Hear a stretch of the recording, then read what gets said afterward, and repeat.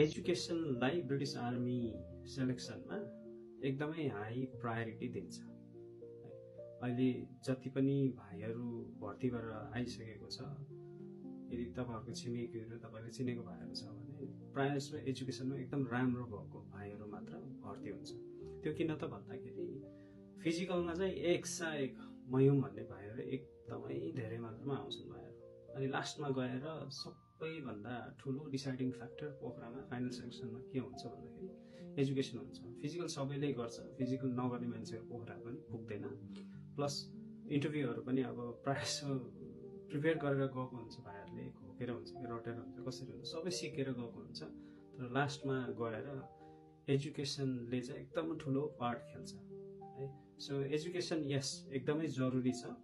अनि C grade पनि एकदमै झुन्डेर आएको छ, म्याथ्स अनि इङ्ग्लिस बोल्न एकदमै स्ट्रगल गर्छ भने चाहिँ ब्रिटिस आर्मीमा चान्सेस आर भेरी स्लिम है।